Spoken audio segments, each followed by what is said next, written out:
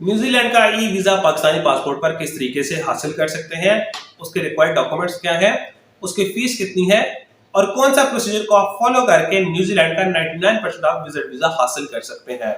अस्सलाम वालेकुम, welcome to my YouTube channel visa consultant blogs.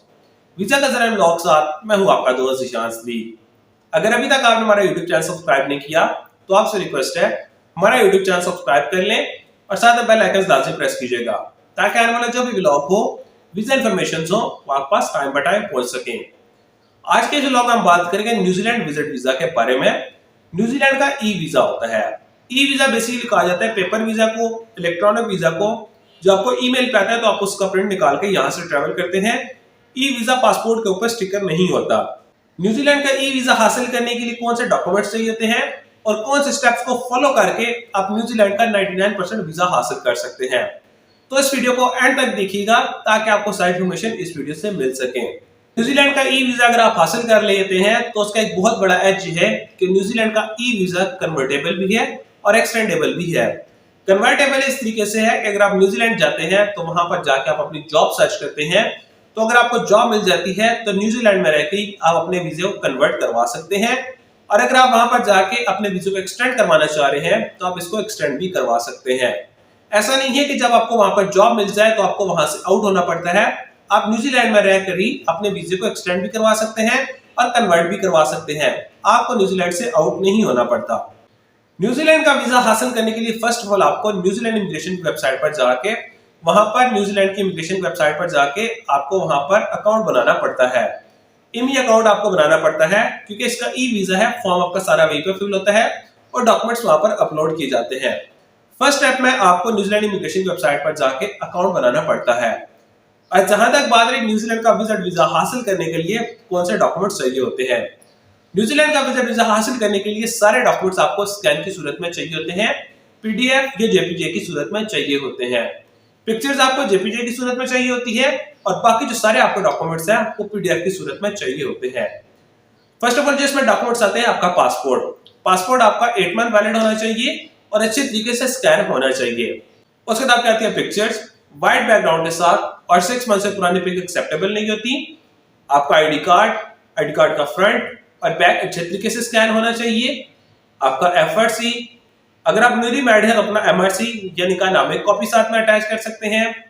Passport copies, passport का first page, second page और all use pages, या तो जिसके आपको वीजा स्टिकर हुए हैं या इमिग्रेशन इन आउट की स्टैंप्स लगी हुई हैं, वो आपको सारी स्कैन करनी पड़ती है। और उसके बाद आपके आते हैं एफपीआर एनटीएन और लास्ट 2 से 3 साल के आपके टैक्स रिटर्न्स आते हैं। और जहां तक बात रही अगर आप एम्प्लॉय हैं तो एम्प्लॉय के लिए कौन से डॉक्यूमेंट्स हैं, और अगर आप बिजनेसमैन हैं तो बिजनेसमैन के लिए कौन से डॉक्यूमेंट्स आते हैं। एम्प्लॉय के लिए एम्प्लॉयमेंट लेटर, एनओसी और लास्ट मंथ की सैलरी स्लिप चाहिए होती है। और अगर आप गवर्नमेंट एम्प्लॉय हैं तो गवर्नमेंट एम्प्लॉय के लिए एक्स पाकिस्तान लीव लेटर चाहिए होता है, सैलरी स्लिप्स। और अगर आपके साथ फैमिली ट्रैवल कर रही है और आपके बच्चे हैं जिनका आप वीजा अप्लाई कर रहे हैं वो स्कूल गोइंग है तो आपको स्कूल से स्कूल लिविंग एप्लीकेशन लेटर मिलता है, वो आपको अपनी फाइल में लगाना पड़ता है। और जहां तक बात अगर आप फ्रीलांसिंग करते हैं तो फ्रीलांसिंग के लिए आपको एफिडेविट लगाना पड़ता है फ्रीलांसिंग का, वो आप अपने डॉक्यूमेंट्स में अटैच कर सकते हैं। और अगर आप बिजनेस है तो बिजनेसमैन के लिए बिजनेस लेटर साइज स्टैम्प के साथ, जिसके ऊपर आपको एक वीजा कवर लेटर रेडी किया जाता है, business visiting card, business FPR NTN, business tax return last 2 से 3 साल के, चेंबर सर्टिफिकेट और लास्ट 6 मंथ की बिजनेस की बैंक स्टेटमेंट आती है। बैंक स्टेटमेंट का फर्स्ट पेज, लास्ट पेज और बैंक लेटर बैंक से साइन स्टैम्प होना चाहिए, तब आपकी बैंक स्टेटमेंट एक्सेप्टेबल होती है। और जहां तक बात है अगर आपकी बिजनेस की बैंक स्टेटमेंट नहीं है और पर्सनल का अकाउंट आप यूज करते हैं तो जो आपका वीजा कवर लेटर रेडी किया जाता है उसमें आप मेंशन कर सकते हैं कि जो आपकी बिजनेस की ट्रांजैक्शन भी होती हैं वो आपके पर्सनल अकाउंट से होती हैं, तब आपकी बैंक स्टेटमेंट एक अच्छे तरीके से अपीयर हो सकती है।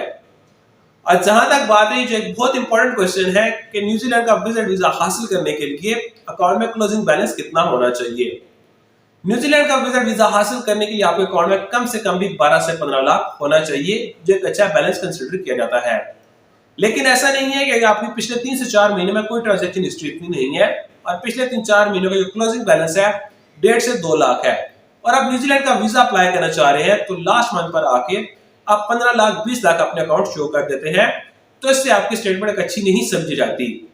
अगर आप न्यूजीलैंड या किसी भी बड़े कंट्रीज का विजिट वीजा हासिल करना चाह रहे हैं तो फर्स्ट ऑफ ऑल आपके अकाउंट की ट्रांजैक्शन हिस्ट्री होनी चाहिए और पिछले 4-5 महीनों से जो ट्रांजैक्शन हिस्ट्री है, जो क्लोजिंग बैलेंस है, आप उसको मेंटेन करके अपनी बैंक स्टेटमेंट बना सकते हैं।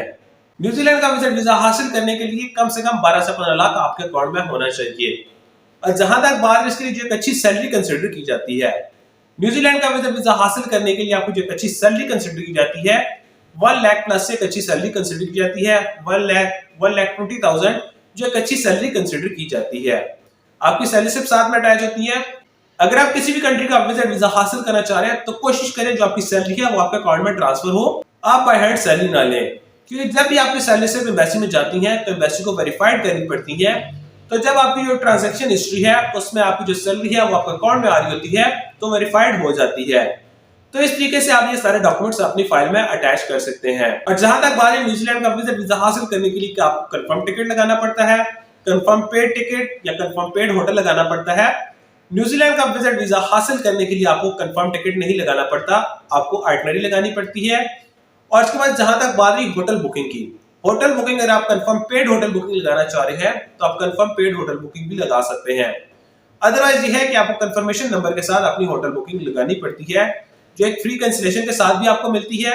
या अगर आप फिर भी पेड होटल बुकिंग लगाना चाह रहे हैं तो कोशिश करें ऐसी होटल बुकिंग लगाएं जो आपकी रिफंडेबल हो, डेट चेंजेबल भी होनी चाहिए। अगर आपका वीजा रिफ्यूज हो जाता है या डिले होता है तो जो आपके चार्जेस हैं वो कुछ डिडक्ट होके आपको सारे चार्जेस मिल जाए। और इसके बाद आपकी ट्रैवल हेल्थ इंश्योरेंस आती है।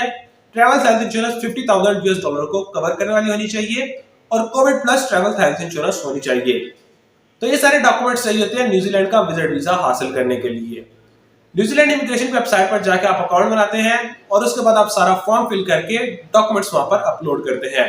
डॉक्यूमेंट्स अपलोड होने के बाद आपको वहां पर फीस पेड करनी पड़ती है। ऑनलाइन फीस आप पेड करते हैं कार्ड के थ्रू। न्यूजीलैंड की जो विजिट वीजा फी है $246 न्यूजीलैंड डॉलर्स की विजिट वीजा फी है जो आप कार्ड के थ्रू पेमेंट करते हैं। वीजा फीस पेड होने के बाद आपको जैर वीजा सेंटर जाना पड़ता है। आपको अपॉइंटमेंट लेके जैर वीजा सेंटर आप पर्सनल अपीयरेंस पर जाते हैं और वहां पर जाकर आप अपनी बायोमेट्रिक देते हैं। बायोमेट्रिक होने के बाद जिसका प्रोसेसिंग टाइम है 40 डेज से लेकर 60 डेज तक इसका प्रोसेसिंग टाइम है। और इसके बाद आप आके वेबसाइट पर अपनी एप्लीकेशन ट्रैक भी कर सकते हैं कि उसका क्या प्रोसीजर है। अगर उनको कोई और डॉक्यूमेंट्स चाहिए होते हैं तो आपको ईमेल कर दी जाती है, जो एडिशनल डॉक्यूमेंट्स उनको चाहिए होते हैं वो एडिशनल डॉक्यूमेंट्स आप दोबारा अपलोड कर सकते हैं या फॉरवर्ड कर सकते हैं। तो इस तरीके से आप न्यूजीलैंड का विजिट वीजा पाकिस्तानी पासपोर्ट पर हासिल कर सकते हैं। अगर आप न्यूजीलैंड का विजिट वीजा हासिल करना चाह रहे हैं तो फर्स्ट ऑफ ऑल जो आपने स्टेप अपना फॉलो करना है, आपने अपने अकाउंट की ट्रांजैक्शन हिस्ट्री बनानी है और क्लोजिंग बैलेंस को मेंटेन करना है। और इसके बाद आपको अपनी ट्रैवलिंग हिस्ट्री बनाए। फ्रेश पासपोर्ट पर न्यूजीलैंड का ई वीजा अप्लाई नहीं करें।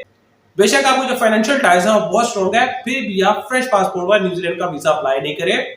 आप फर्स्ट ऑफ ऑल 4-5 कंट्रीज की ट्रैवल हिस्ट्री बनाएं जिसमें आप थाईलैंड, अजरबैजान, कंबोडिया, ये 4-5 छोटे कंट्रीज का वीजा आपको इजीली मिल जाता है। आप इन कंट्रीज का ट्रिप करके वापस आकर आप न्यूजीलैंड का वीजा अप्लाई कर सकते हैं। और इस टाइम पे जो न्यूजीलैंड की विजिट वीजा रेशियो है, अगर आपकी ट्रैवल हिस्ट्री है, आपकी प्रोफाइल अच्छी है तो 40 डेज से लेकर 60 डेज के अंदर आपको 99% आपको वीजा मिल जाता है। और जहां तक बात है न्यूजीलैंड का विजिट वीजा हासिल करने के लिए उनका अप्रूव्ड वैक्सीनेशन कौन सी है, WHO से जो अप्रूव्ड वैक्सीनेशन है जिसमें आपकी फाइजर, मेड्रोना, एस्ट्राजेनेका, साइनोफार्म और साइनोवैक वैक्सीनेशन शामिल है। अगर आपको साइनोफार्म और साइनोवैक वैक्सीनेशन हुई है तो कोशिश करके बूस्टर डोज लगवाएं और अपना वैक्सीनेशन कार्ड बनवाएं। और जहां तक बात रही आप बूस्टर डोज कौन सी लगवा सकते हैं, आप फाइजर, मेड्रोना या एस्ट्राजेनेका की बूस्टर डोज भी लगवा सकते हैं। और आखिर में आप हमें कमेंट सेक्शन में अपनी राय के बारे में जरूर आप कीजिएगा कि नेक्स्ट हम किस कंट्री के विजिट वीजा, वर्क वीजा या अपॉइंटमेंट के बारे में आपके साथ इंफॉर्मेशन शेयर करें। या तो स्क्रीन पर दिए कॉन्टैक्ट नंबर पर आप हमारे साथ रब्ता कर सकते हैं, अदरवाइज आप हमारे ऑफिस विजिट कर सकते हैं। Kamal Express and Holdings Private Limited, Islamabad D Chowk हमारा ऑफिस है, तो आप हमारे ऑफिस विजिट कर सकते हैं ताकि हम आपको ट्रैवल से रिलेटेड सर्विसेज प्रोवाइड कर सकें। Thank you so much.